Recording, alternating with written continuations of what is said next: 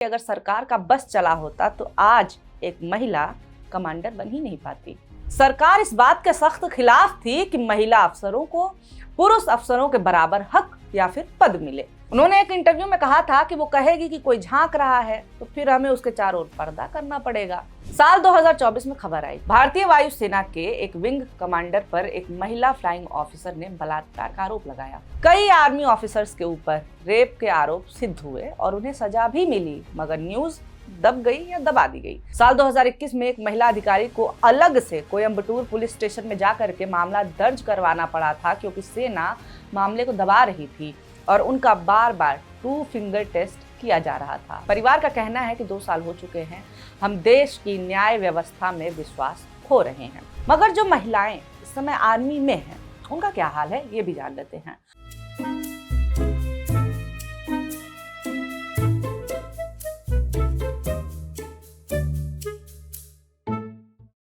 नमस्कार, मेरा नाम है निवेदिता शांडिल्य और आप देख रहे हैं मॉलिटिक्स। इस प्रेस कॉन्फ्रेंस में हमें दिखी देश की मजबूत सैनिक, कुछ मर्दों को दिखी एक औरत, आतंकियों की बहन, एक राजपूत, एक दलित। आर्मी के बाहर महिलाओं का जो हाल है, जैसा भेदभाव झेलना पड़ता है, कुछ वैसा ही हाल आर्मी के भीतर भी है। हम अपनी सेना पर गर्व करते हैं, उनकी मेहनत को सलाम करते हैं। आज देश सुरक्षित है तो उसका पूरा क्रेडिट हमारी सेना को जाता है। इसके बावजूद हमें इस पर बात करनी होगी कि महिलाएं सेना के लिए कितनी तैयार हैं। इससे बड़ा सवाल ये है कि सेना महिलाओं के लिए कितनी तैयार है। कितना अच्छा लगा ना, कितना गर्व महसूस हुआ जब कर्नल सोफिया कुरैशी और विंग कमांडर व्योमिका सिंह को ऑपरेशन सिंदूर का चेहरा बनाया गया। सरकार का ये कदम सबको अच्छा लगा, मगर हकीकत ये है कि अगर सरकार का बस चला होता तो आज एक महिला कमांडर बन ही नहीं पाती। साल 2020 में महिला अफसरों को पुरुष अफसरों के बराबर हक देने के लिए सुप्रीम कोर्ट में केस दाखिल हुआ, सुनवाई हुई। सरकार इस बात के सख्त खिलाफ थी कि महिला अफसरों को पुरुष अफसरों के बराबर हक या फिर पद मिले।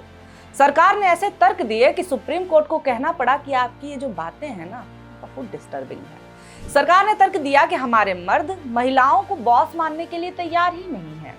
सरकार ने कोर्ट से कहा कि महिलाएं अभी भी कर्नल या ब्रिगेडियर जैसे बड़े पदों पर कमान संभालने के लिए ठीक नहीं है, क्योंकि ज्यादातर सैनिक उन्हें अफसर के तौर पर मानने के लिए तैयार ही नहीं है।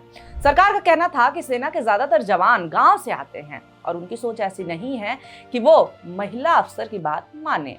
सरकार ने यह भी कहा था कि पुरुष और महिला अफसरों को एक जैसा नहीं माना जा सकता, खास करके पोस्टिंग के मामले में, क्योंकि महिलाओं की शारीरिक ताकत यूनिट की कमान संभालने के लिए चुनौती हो सकती है।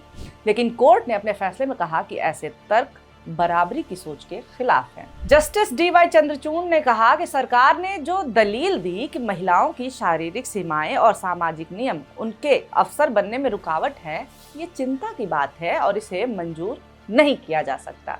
महिलाओं की ओर से वकील ऐश्वर्या भाटी ने कहा कि मातृत्व और बच्चों की देखभाल को वजह बना करके महिलाओं को कमांड पोस्ट ना देना पुरानी सोच को दिखाता है। महिलाओं ने पहले ही अपनी काबिलियत और बहादुरी साबित की है। 26 जनवरी टीवी पर परेड में महिला टुकड़ी को देख के लगता है ना कि वाह, देखो कितनी लड़कियां हैं हमारी सेना में, मर्दों के कंधे से कंधा मिला करके चल रही हैं। ये केवल उसी दिन लगता है, क्योंकि हकीकत उस टीवी के परेड से बिल्कुल उलट है। इस समय सेना में जवानों की कुल संख्या है 12.48 लाख। इसमें महिलाएं कितनी हैं? इस सवाल का जवाब साल 2023 में लोकसभा में देते हुए सरकार ने बताया था कि कुल मिलाकर के तीनों सेनाओं में 11,414 महिलाएं तैनात हैं। इसमें अगर चिकित्सा, दंत चिकित्सा और नर्सिंग सेवाओं को छोड़ दिया जाए तो तीनों सेनाओं में कार्यरत महिलाओं की संख्या केवल 4,948 है। ये तो रही बात नंबर की, मगर जो महिलाएं इस समय आर्मी में हैं, उनका क्या हाल है, ये भी जान लेते हैं। भारत के पूर्व सेना प्रमुख और chief of defence staff general Bipin Rawat ने कहा था कि महिलाएं लड़ाई वाले रोल के लिए तैयार नहीं हैं, क्योंकि उन्हें बच्चों की देखभाल करनी होती है और वे पुरुष अफसरों पर झांकने जैसे आरोप लगा सकती हैं। उन्होंने एक इंटरव्यू में कहा था कि वो कहेगी कि कोई झांक रहा है तो फिर हमें उसके चारों ओर पर्दा करना पड़ेगा। स्वर्गीय विपिन रावत ने देश के लिए जो किया उसका सम्मान है, मगर उनकी ये बातें अपमानजनक है। ये वही तर्क है जो हर मर्द जो औरतों को कमतर देखता है, उन्हें आगे बढ़ने से रोकना चाहता है, देता है। उनके स्तर के हिसाब से तो लड़कियों को टीचर भी नहीं बनना चाहिए, क्योंकि वो मेल टीचर पर बदतमीजी के आरोप लगा देंगी। लड़कियों को तो पत्रकार भी नहीं बनने देना चाहिए, क्योंकि वो साथी पत्रकारों पर आरोप लगा देंगी। डॉक्टर, इंजीनियर, नेता कुछ भी नहीं बनने देना चाहिए, क्योंकि वो आरोप लगा देंगी, बोल देंगी। यहाँ पे जो बात डायरेक्टली नहीं कही गई है वो ये है कि लड़कियों को घर में ही बंद रखो और बोलने मत दो। और आप एक बात सोचिए कि कोई चीफ, कोई बॉस इस बात से परेशान है कि लड़कियां आरोप लगा देती हैं, मगर इस बात से नहीं कि लड़कियों के साथ बदतमीजी हो रही है। क्या ऐसे बॉसेस के पास लड़कियां कभी अपनी शिकायत लेकर के जा पाएंगी? बॉस आपका प्रेजुडिस्ड है, आपको पता है कि वो आपकी ही गलती निकालेगा। चलिए, फिर भी कोई महिला हिम्मत करके बोल दे तो क्या ऐसा बॉस ढंग से जांच करेगा मामले की? जिसकी नजर में बोलना ही अपराध है, माहौल खराब करना है, वो कैसे निष्पक्ष जांच करेगा या फिर होने देगा? प्रायोरिटीज ही खराब है बॉसेस की। ये केवल थियोरी नहीं है कि शिकायत करने पर उल्टे महिलाओं की ही जिंदगी खराब की जाती है, भले ही वो सेना के अफसर क्यों न हो। ये एक हकीकत है। चलिए आपको एक केस के बारे में बताती हूँ। साल 2024 में खबर आई, भारतीय वायुसेना के एक विंग कमांडर पर एक महिला फ्लाइंग ऑफिसर ने बलात्कार का आरोप लगाया। जम्मू और कश्मीर पुलिस ने इस विंग कमांडर के खिलाफ एफआईआर दर्ज की। ये घटना श्रीनगर एयरफोर्स स्टेशन की बताई जा रही है, जहां पे दोनों अधिकारी तैनात थे। ये खबर आपको नहीं पता होगी। एक संस्थान के अलावा मुझे भी ये खबर कहीं नहीं दिखी। टीवी से तो उम्मीद ही मत रखिए। ये खबर सामने आई इंडियन एक्सप्रेस के जरिए। फर्स्ट पोस्ट ने इस घटना पर आर्टिकल पब्लिश किया और आर्मी से सवाल भी पूछे। IAF officer accuses senior of rape, how prevalent is sexual harassment in India's armed forces. खबर के अनुसार एक महिला अधिकारी ने श्रीनगर एयरफोर्स स्टेशन के अधिकारियों पर पिछले 2 सालों से लगातार परेशान करने, यौन शोषण करने और मानसिक प्रताड़ना देने का आरोप लगाया है। 8 सितंबर को बड़गाम पुलिस स्टेशन में दर्ज एफआईआर के मुताबिक महिला अधिकारी ने बताया कि 31 दिसंबर 2023 को न्यू ईयर पार्टी के बाद एक विंग कमांडर ने उन्हें कमरे में बुलाया और न्यू ईयर गिफ्ट देने के बहाने जबरन यौन शोषण किया। महिला अधिकारी का कहना है कि रात के करीब 2 बजे उस कमरे में उनके साथ ये घटना हुई। महिला अधिकारी ने बताया कि बार बार मैं मना करती रही, विरोध करती रही, इसके बावजूद उसने मुझे नहीं छोड़ा। अंत में जैसे तैसे मैं खुद को छुड़ा करके वहां से भागी तो उसने कहा कि हम फिर मिलेंगे जब मेरा परिवार यहाँ नहीं होगा। मैं मेंटल शॉक में थी, मुझे समझ नहीं आ रहा था कि ये क्या हुआ है। इसके बाद उन्होंने ये बात अपनी 2 सीनियर महिला अफसरों तक पहुंचाई। अब आप बताइए क्या हुआ होगा? कहा तो जाता है कि महिलाओं के साथ शोषण को देश का कानून बहुत सीरियसली लेता है। ऊपर से सेना को तो इन मामलों में और स्ट्रिक्ट बताया जाता है। तो फिर क्या हुआ? एक्शन हुआ? नहीं हुआ। इन्होंने कंप्लेंट तो फाइल कर दी, जिसके बाद कार्रवाई की जगह मामले को दबाया जाने लगा। जैसा कि हम पहले ही डिस्कस कर चुके हैं कि जहां अपने साथ हुए अपराध को उजागर करना ही अपराध है, वहां पे न्याय की उम्मीद क्या ही की जा सकती है। महिला फ्लाइंग ऑफिसर ने कहा कि एयरफोर्स स्टेशन को आंतरिक जांच समिति बनाने में 2 महीने लग गए। उन्होंने कहा कि स्टेशन के अधिकारियों का यौन शोषण करने वाले का साथ देना मेरे लिए बहुत दुखद था। जब तक मैंने बार बार नहीं कहा तब तक मेरा मेडिकल परीक्षण नहीं कराया गया। ये जांच समिति की जांच के आखिरी दिन किया गया। उन्होंने अपनी शिकायत में आगे कहा कि आंतरिक समिति ने ठीक से काम नहीं किया, क्योंकि ऊपर से आदेश था कि जांच का नतीजा तटस्थ रखा जाए। सब लोग यौन शोषण करने वाले की मदद कर रहे थे। महिला अधिकारी ने कहा कि समिति ने मई में अपनी जांचें कह करके बंद कर दी कि यह साबित नहीं हो पाया है कि घटना हुई थी या नहीं हुई थी, क्योंकि चश्मदीद गवाह नहीं था। अधिकारी के अनुसार अब तक किसी के खिलाफ कोई कार्रवाई नहीं हुई है और मुझे भी जानकारी नहीं दी गई है। एनडीटीवी की रिपोर्ट के अनुसार उन्होंने लगातार मानसिक उत्पीड़न और सामाजिक बहिष्कार की भी शिकायत की है। उन्होंने कहा कि मेरी निजी बातचीत पर बिना आधिकारिक आदेश के नजर रखी जा रही है। जिन लोगों से मैं बात करती हूँ उन्हें भी अधिकारी परेशान करते हैं। ये इकलौता केस नहीं है।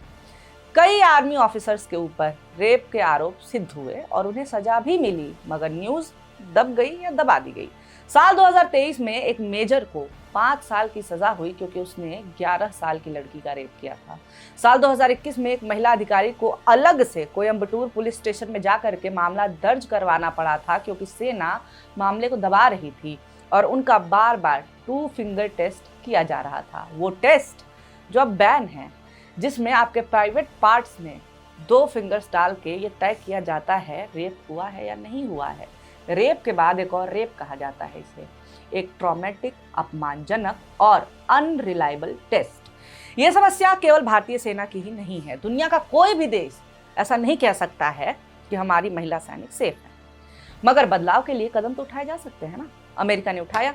अमेरिका में सेना के अंदर शोषण जैसे अपराधों की जांच के लिए तत्कालीन राष्ट्रपति जो बाइडेन ने कमीशन बनाने का आदेश दिया। 90-डे independent review commission on sexual assault in the military. इसका काम था निष्पक्ष तरीके से बिना किसी दबाव के ये तय करना कि जांच हो और अच्छे से हो। भारत को भी इसकी जरूरत है। कई घटनाएं सामान्य अपराध बना करके दिखाई जाती हैं, मगर तह तक जाने पर मामला कुछ और निकलता है। एक इंस्टाग्राम पेज है ऑफिशियल पीपल ऑफ इंडिया, वो एक वीडियो डालते हैं अर्चिसा नाम की एक फीमेल एयरफोर्स ऑफिसर की। वीडियो के अनुसार 15 जुलाई 2023 को उनके वर्क प्लेस पर एक पार्टी हुई थी। अगले दिन परिवार को खबर मिलती है कि वो खून से लथपथ मिली है। अर्चिसा कोमा में चली गई, उनकी खोपड़ी तोड़ दी गई थी। 6 दिन बाद उनकी मौत हो जाती है। पोस्टमार्टम रिपोर्ट से पता चलता है कि उनका रेप हुआ था। इसके बावजूद कहा गया कि जांच में ना सीमन मिला है और ना ही कोई वेपन, तो हम नहीं कह सकते हैं कि ये रेप या गैंग रेप था। परिवार का कहना है कि 2 साल हो चुके हैं, हम देश की न्याय व्यवस्था में विश्वास खो रहे हैं। अर्चिसा के भाई का कमेंट इस वीडियो पर सबसे ऊपर पिंड है। वो कहते हैं कि आप गूगल करेंगे तो इसे एक सिंपल रॉबरी बताया गया है कि लूटपाट हुई थी, मगर हम जानते हैं कि ये सच नहीं है। परिवार का कहना है कि उनके साथ उनके सहकर्मियों ने ही गैंग रेप किया था। सेना में महिलाओं की स्थिति पर अंदर से ही सवाल उठते रहते हैं। अब वक्त आ गया है कि सरकार ध्यान दे कि कैसे महिला सैनिकों को एक सेफ स्पेस दिया जा सकता है। नियम कड़े करिए, इंडिपेंडेंट कमीशन बनाइए, निष्पक्ष जांच कराइए। मैं बार बार कह रही हूँ कि हम शुक्रगुजार हैं हमारी सेना के, जिसकी वजह से हम सुरक्षित हैं। मगर जो कमियां हैं, अगर उन पर ध्यान दिया जाए तो सेना और भी बेहतर हो सकती है। इससे तो किसी को गुरेज नहीं ही होना चाहिए, है कि नहीं? आपको क्या लगता है? कमेंट करके ज़रूर बताएं।